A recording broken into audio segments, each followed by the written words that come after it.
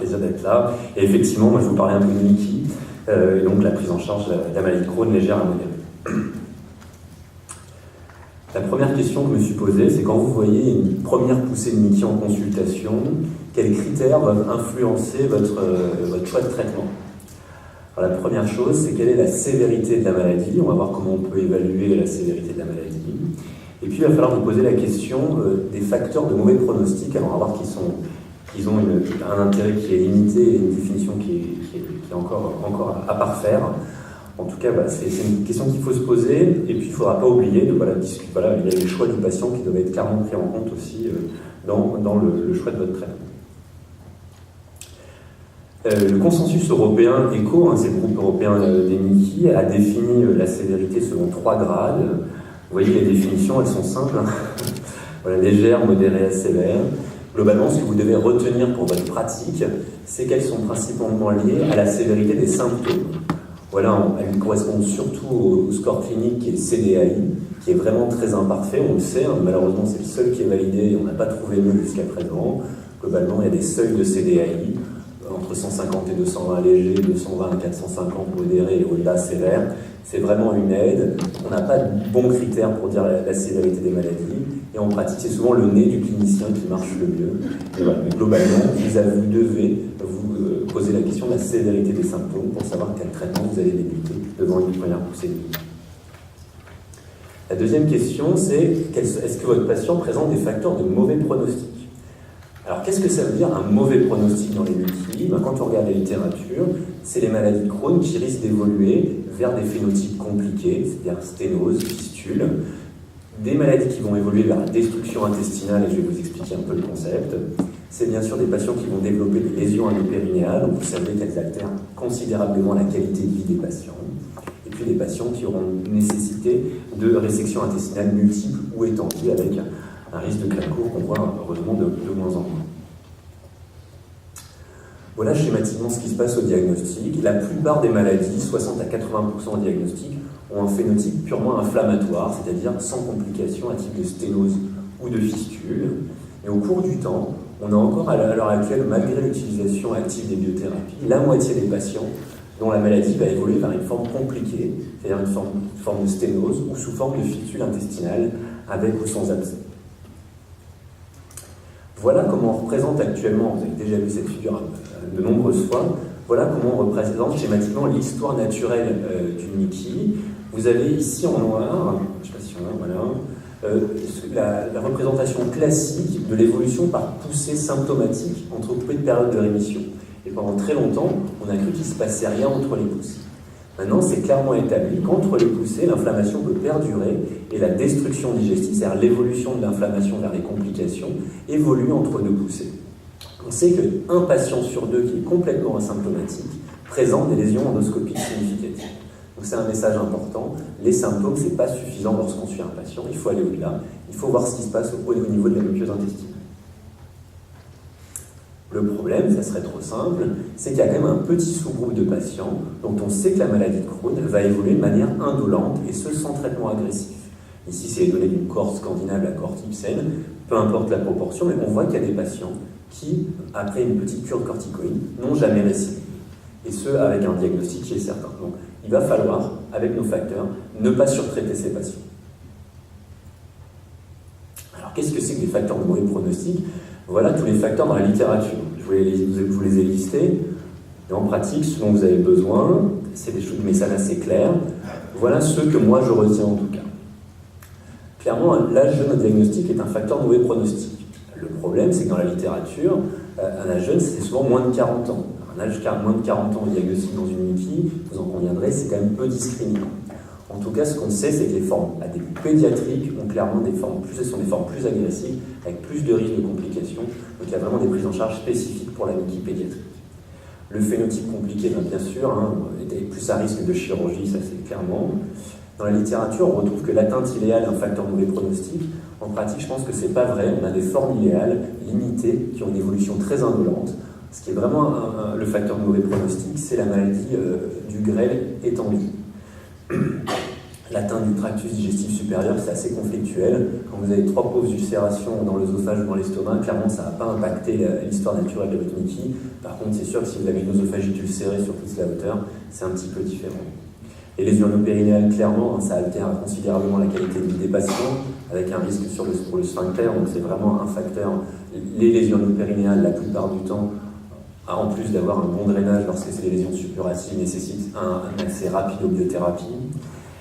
La question de la sévérité des lésions endoscopiques, vous avez des ulcérations profondes en endoscopie qui ont été montrées dans un travail français qui date des début des années 2000, avant l'ère des biothérapies, qui montrait que des ulcérations profondes en coloscopie étaient associées à un risque plus important de colectomie pour la maladie de Crohn colique.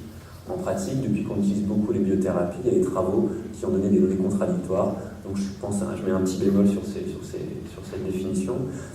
Le tabagisme actif est clairement encore un facteur de mauvais pronostic pour l'évolution de la maladie.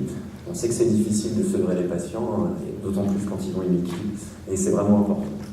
Les choses plus confidentielles, les chirurgies antimicrobiennes d'annulation note 2, aucun intérêt en pratique clinique. Et puis je rajoute quand même l'atteinte rectale, qu'on retrouve pas forcément au consensus international, mais globalement c'est quand même des atteintes qui sont déjà un facteur de risque de lésion anopérinéale important. Et puis il y a quand même une grosse altération de la qualité de vie, avec un risque in fine de troubles de la motilité rectale, même chez des patients qui auraient une maladie inactive. Donc encore une fois, on a des facteurs de mauvais pronostic qui sont de mauvaise qualité, mais il faut se débrouiller avec parce qu'on n'a pas trouvé mieux jusqu'à présent. Avant de se jeter sur les traitements, il faut savoir quels sont les objectifs de notre traitement. Alors moi, c'est ce que je dis à mes patients, l'objectif c'est pour te donner une vie normale. Alors vous avez vu, j'ai mis un petit astérisque, c'est une vie normale, à condition de venir voir le médecin régulièrement et de prendre des traitements, ce qui n'est pas tout à fait une vie normale. Et ce que j'entends par là, c'est l'absence de restriction. C'est-à-dire que dans aucune dimension de leur vie, les patients doivent se dire « je ne fais pas ça parce que je suis atteint de la maladie ». C'est vrai pour la vie privée, c'est vrai pour la vie professionnelle, c'est vrai pour les activités culturelles, peu importe. Et pour ça, on a besoin que les patients, sur du long terme, n'aient pas de symptômes, n'aient pas besoin d'être hospitalisés, n'aient pas besoin d'avoir recours à la chirurgie. Et donc, dans ce cadre-là, à l'heure actuelle, l'objectif thérapeutique à court et moyen terme qui a été le mieux validé pour obtenir cet objectif in fine, c'est ce qu'on appelle la cicatrisation muqueuse endoscopique, dont la définition varie encore malheureusement beaucoup dans la littérature. On ne sait pas s'il faut enlever toutes les ulcérations, si on peut en laisser un peu, peu importe. En tout cas, une nette amélioration des lésions d'un point de vue endoscopique. Pourquoi ? Parce qu'il a été montré que cette cicatrisation muqueuse endoscopique était associée à plus de temps passé en rémission clinique, moins de chirurgie, moins d'hospitalisation et une meilleure qualité. Alors maintenant que je vous ai dit tout ça, prenons le cas de la maladie de Crohn légère à modérée, puisque c'est ce qu'on m'a demandé de traiter aujourd'hui. Alors, sans facteur de mauvais pronostic, on en a parlé, il y a une limite, leurs définitions sont floues, mais en tout cas, sans facteur de pronostic. Dans ces cas-là, et en cas de maladie de Crohn iléale ou iléocolique droite prédominante, le traitement de première intention, c'est le budésonide. Alors le budésonide, vous savez, c'est un corticoïde à libération iléocolique droite prédominante, qui a une biodisponibilité qui est beaucoup plus faible que la corticothérapie. Dans des travaux un peu plus fondamentaux, on retrouve une biodisponibilité de 9% chez le sujet sain et jusqu'à 20% chez les maladies chroniques. Donc globalement, moins d'effets indésirables cortico-induits. Alors le budésonide, on a maintenant des données assez claires, on a des méta-analyses, plusieurs, qui retrouvent les mêmes résultats. Le budésonide est plus efficace que le placebo pour induire une rémission clinique chez les patients atteints de maladie de Crohn. Vous voyez, le ratio est proche de 2. Par contre, ce qu'il faut retenir aussi, c'est que le budésonide, ce n'est pas un traitement qui cicatrise bien les lésions. Dans ce travail qui est un peu ancien, donc c'est pas la bonne référence, mais en tout cas, on a un taux de cicatrisation, on a un taux d'amélioration des lésions chez seulement 24% des patients. Et quand on regarde la cicatrisation muqueuse complète chez les patients sous budésonide, c'est moins de 10%. Donc le budésonide, c'est un bon traitement pour les symptômes, ça peut cicatriser quelques maladies, mais globalement, c'est pas un traitement cicatrisant. Et donc, c'est certainement pas un traitement au long cours. En cas d'échec du budésonide, le traitement de deuxième intention, c'est la corticothérapie systémique. Alors pourquoi ? C'est que même en cas d'échec du budésonide, la corticothérapie fait un petit peu mieux. On ne la prescrit pas en première intention, je vous l'ai dit, pour des questions d'effets secondaires. Quelques messages importants, la corticothérapie, ça ne cicatrise pas les lésions, ou très peu dans la maladie de Crohn. C'est un traitement qui ne s'entend que par des cures courtes, globalement pas plus de 3 mois de corticothérapie, et pensez à la supplémentation vitamino-calcique chez ces patients pour prévenir la déminéralisation osseuse. Alors, donc, un point important, c'est qu'il y a une place pour certains patients qui ont bien répondu sous ces traitements, des immunocorticoïdes, pour ne pas donner de traitement d'entretien. C'est un message important, ce n'est pas systématique dans les NICI. Pourquoi? Parce que c'est encore une fois, c'est ce petit sous-groupe de patients qui va avoir une évolution indolente. Attention, ce n'est pas parce que vous ne mettez pas de traitement d'entretien qu'il faut laisser vos patients dans la nature. Je dis toujours que quand on ne donne pas de traitement à un patient, c'est justement là qu'il faut le surveiller de plus près. Donc c'est un peu un pacte que vous avez à passer avec vos patients. Je ne vous mets pas de traitement, par contre, on va de manière plus rapprochée, avec des outils dont on verra plus objectifs pour poursuivre l'évolution. Lorsqu'on a une atteinte, donc je vous ai parlé de l'atteinte iléocolique droite prédominante ou l'atteinte idéale. Pour l'atteinte colique, c'est plutôt la corticothérapie. Pour la question des 5 ASA dans la maladie de Crohn, il y a à l'heure actuelle aucune preuve que ça fonctionne dans la maladie de Crohn. Il n'y a aucune preuve que ça fasse mieux que le placebo, même dans la maladie de Crohn chronique. Donc à l'heure actuelle, on ne recommande absolument pas l'utilisation du pentasa et ses dérivés dans la maladie de Crohn. Par contre, c'est un très bon traitement de la rectocolite hémorragique. En cas de corticodépendance, la corticodépendance c'est quoi? Il y a une définition arbitraire, c'est la possibilité de diminuer les corticoïdes en 3 mois à moins de 10 mg par jour.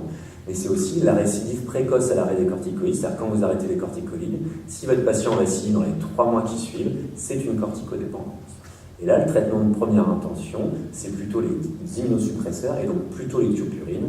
Celui qu'on utilise le plus en France, c'est l'azatioprine, non commercial, et l'ignorine. On a des données, donc maintenant assez fiables, sur l'efficacité des thiopurines. On a des méta-analyses qui nous montrent qu'on a vraiment une efficacité pour maintenir la rémission clinique. Attention, les thiopurines ne sont absolument pas un traitement d'induction. Toutes les méta-analyses sont négatives. Ce n'est pas un traitement d'induction dans la maladie de Crohn. Par contre, ça permet de maintenir une rémission. Et vous voyez que dans les méta-analyses, le bénéfice n'est quand même pas fou. On voit que le ratio n'est pas énorme. On est sur 1,25 même, mais on a un véritable effet. Quand on regarde les différentes données dans la littérature, en gros, vous pouvez attendre un taux de rémission clinique sous thiopurine de l'ordre de 30 à 40% chez vos patients. Il y a le cas particulier de l'essai pédiatrique de Markowitz, mais dont on ne discutera pas aujourd'hui, qui était une population pédiatrique spécifique.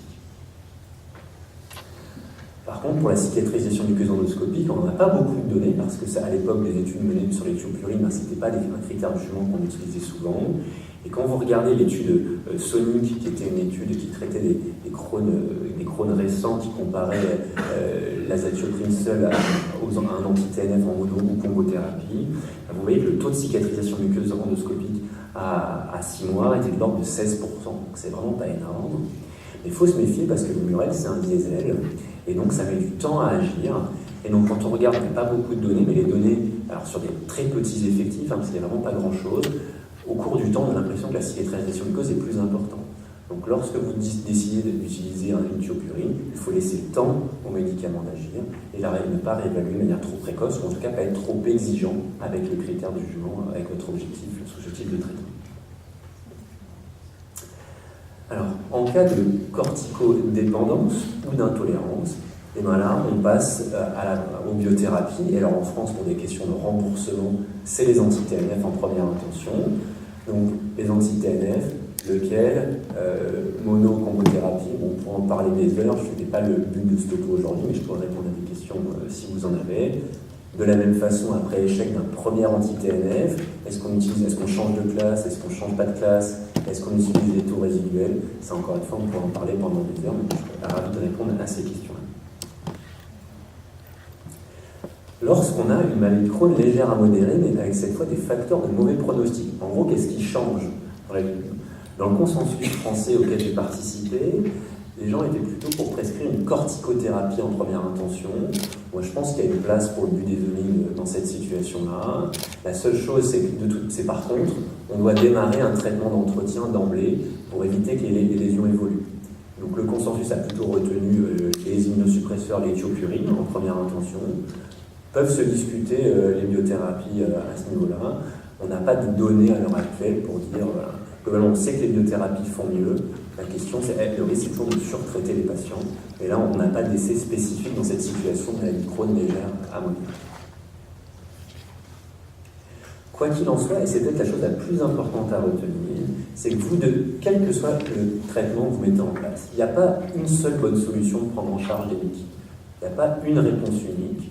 Par contre, il faut très rapidement se rendre compte quand on se trompe. Et ça nous arrive tous les jours. Et vous devez suivre vos patients, et je vous l'ai dit, pas uniquement sur les symptômes. Qu'il n'ait pas de symptômes, c'est bien, c'est minimum, mais ce n'est pas suffisant. Il faut être sûr qu'on contrôle l'inflammation. Et dans la maladie de Crohn, vous avez 3 grandes façons de suivre un patient de manière objective, de suivre son activité inflammatoire de manière objective. Vous avez d'un côté tout ce qui est endoscopie et iliocoloscopie. Le problème, c'est qu'on a certains patients qui sont un peu récalcitrants. Alors, il y a des progrès sur la préparation, mais globalement, il y a encore des patients qui sont récalcitrants à ces examens. Vous pouvez utiliser la vidéocapsule pour ceux qui en font, la vidéocapsule du Gren, pourquoi pas la vidéocapsule colique. Deuxième option, c'est l'imagerie, et l'examen de référence, c'est vraiment l'IRM, l'entéro-colo-IRM, parce qu'on peut très bien explorer l'inflammation colique en IRM, et ce sans préparation colique la veille, et sans distension colique pendant l'examen. Pour ceux qui ont l'habitude, vous pouvez faire l'échographie. Alors l'échographie, ce n'est pas adapté à toutes les localisations de la maladie de Crohn, mais en tout cas pour ceux qui manipulent bien l'échographie, ça peut être le prolongement de la main du clinicien. Je vous rappelle que le scanner ne doit pas être utilisé de manière répétée pour des questions d'irradiation et reste l'imagerie de référence en cas de suspicion de complications dans l'urgence. Et enfin, la troisième façon de suivre ces patients de manière régulière, c'est les biomarqueurs fécaux, notamment la calprotectine fécale, qui est un marqueur très fiable pour suivre l'activité inflammatoire et qui peut être répété de manière plus fréquente que les autres examens. Voilà un exemple de suivi d'un patient en 2018 qu'on met sous traitement. Globalement, vous devez réévaluer votre patient au bout de 3 mois de traitement, avec des critères bien sûr cliniques. La biologie, la CRP peut toujours servir, mais je vous rappelle qu'il y a 25% des maladies chroniques et diagnostiques ont une CRP strictement normale. Et en plus, moi je vous conseille d'utiliser la calprotectine fécale. Le seul problème, c'est que c'est un problème de remboursement par la sécurité sociale. En tout cas, c'est vraiment un outil qui est utile et on plaide beaucoup actuellement pour le remboursement de cet outil. Le deuxième message, c'est que c'est bien de faire une réévaluation par un examen morphologique 6 à 9 mois après le début d'un traitement, notamment pour les biothérapies, mais c'est vrai pour tout, avec soit la coloscopie, soit l'IRM. Et même si le traitement est efficace, il ne faut pas perdre de vue vos patients. Et après, on peut très bien imaginer un suivi tous les 6 mois, c'est en tout cas ce que je fais en pratique chez les patients qui vont bien, avec une évaluation clinique, une CRP et un dosage de calprotectine fécale. Pour finir, et donc ce qu'il faut retenir de ce que je vous ai dit aujourd'hui, c'est que l'objectif thérapeutique à l'heure actuelle, c'est vraiment la cicatrisation muqueuse endoscopique chez nos patients, et plus seulement les symptômes. Avant de démarrer un traitement, vous devez vous poser la question de la sévérité de la maladie et vous poser la question de savoir si les facteurs de mauvais pronostic, même si ces facteurs sont imparfaits, il faut quand même se poser la question. Le budesonide est clairement le traitement de première intention dans l'induction de la rémission clinique chez les patients avec une atteinte iléale ou iléocolique droite prédominante sans facteur de mauvais pronostic. Dans le cas contraire, et il y a une place pour ne pas donner de traitement d'entretien. Les thiopurines sont indiquées surtout en cas de corticodépendance et enfin en cas de corticorésistance ou en cas d'intolérance aux corticoïdes ou de corticorésistance. Les biothérapies sont vraiment la référence et en France, pour des questions de remboursement, encore une fois, ce sont les anti-TNF qui doivent être utilisés en première ligne. Et le message peut-être le plus important, c'est quoi que vous choisissiez, quel que soit le traitement que vous utilisez, et de suivre vos patients de manière régulière avec des critères objectifs d'inflammation.